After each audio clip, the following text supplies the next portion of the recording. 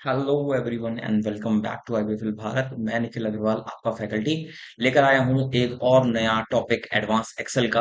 और जैसा कि आप सबको पता है, हमारी जो टैली के टॉपिक्स हैं वो भी हमने थोड़े से होल्ड पर रखे हुए हैं। फुल अप्रैल आपको मिलने वाले हैं एक्सेल के टॉपिक्स।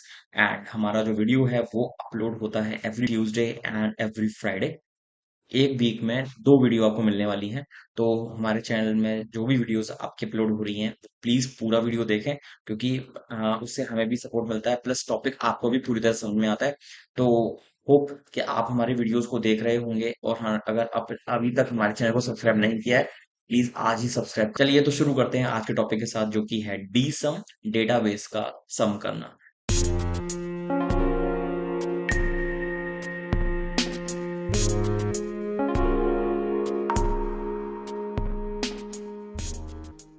तो जिस तरह से हमारा ये डेटा पूरा भी बना हुआ है, हमें ये डेटा के अंदर ये निकालना है।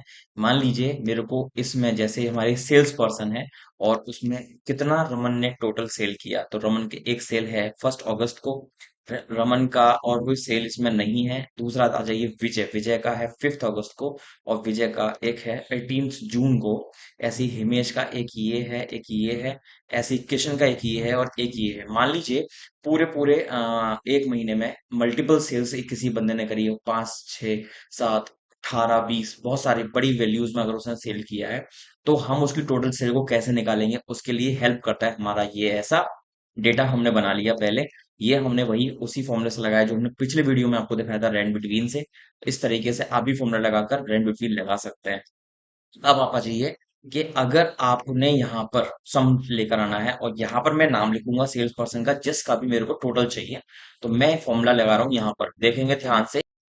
चलिए तो फॉर्मूला लगाते हैं। फॉर्मूले का नाम है यहाँ पे डी सम, और डी सम के बारे में आप पढ़ लीजिए फील्ड में, यानी डेटाबेस के अंदर जो हमने डेटा बना रखा है उसमें जो भी कॉलम में नंबर लिखे हुए हैं, उसमें जिसका टोटल मेरे को चाहिए उस कॉलम की बात हो रही है यहाँ पर।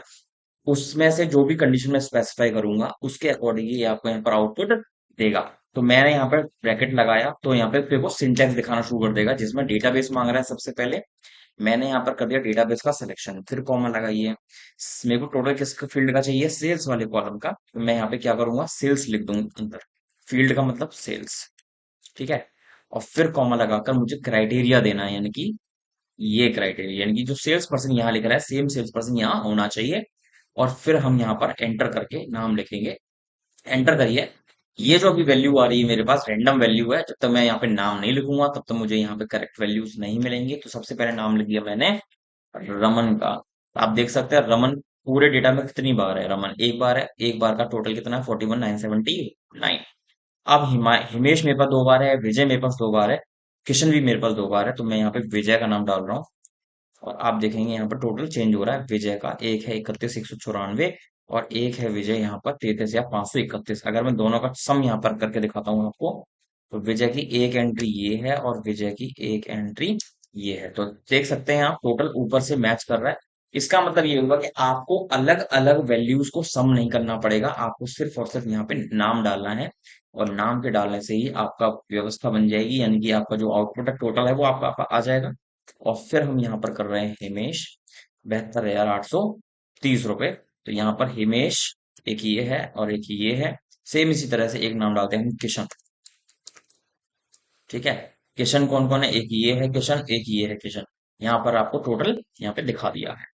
अगर मान लीजिए कोई डेटा आपने गलत डाल दिया है, मान लीजिए ये विजय नहीं था किशन था, तो मैंने जैसे यहाँ पे नाम डाला किशन, तो किशन का जो ऊपर डेटा आ रहा था वो करेक्ट हो जाएगा अपने आप ही, ठीक है। तो ये है इस डेटा का फायदा, ये है कि अगर आपने किसी भी सेल में फॉर्मूला डाला रखा है और बाद में आप डेटा में करेक्शन करते हैं, तो डेटा अपने आप आपका सही आउटपुट देने लग जाएगा।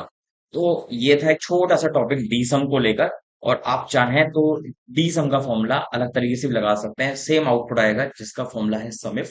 समिफ अगर आपको लगाना आता है तो आप डी सम की जगह पे समिफ का भी इस्तेमाल कर सकते हैं।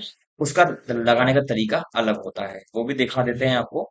अभी जो क्वेश्चन का डेटा आ रहा था वो था ये, और अब हम यहाँ पर लगाते हैं समिफ वाला फॉर्मूला। समिफ पे ध्यान रखिएगा, सबसे पहले आपसे क्या मांग रहा है, रेंज। रेंज में हम सेलेक्ट कर लेते हैं ये, ठीक है। क्राइटेरिया में हम सेलेक्ट करना है ये, और सम रेंज में मुझे सिलेक्ट करना है ये। आपको कहीं पे कुछ भी सेल्स लिखना नहीं है। आपको देखना किस तरीके से ये आउटपुट देता है, बिल्कुल ये देख सकते हैं। एक ये डेटा देखो, एक ये डेटा देखो। आपका रेफरेंस लगा हुआ है, इसलिए इसने आपको आउटपुट यहाँ पे नहीं दिया बल्कि नीचे दिया है। तो उसमें कोई वो नहीं है, हमें मेन चीज है कि ये डेटा देखना है कि किस तरीके से वो आउटपुट दे रहा है। तो ये है वो तरीका सम इफ का। दोबारा देख सकते हैं आप। यहाँ पे मैं फॉर्मूला लगा रहा हूँ। यहाँ पे लगाते हैं इक्वल सम इफ। रेंज क्या थी आपकी? सेल्स पर्सन वाला नाम का डेटा कॉलम।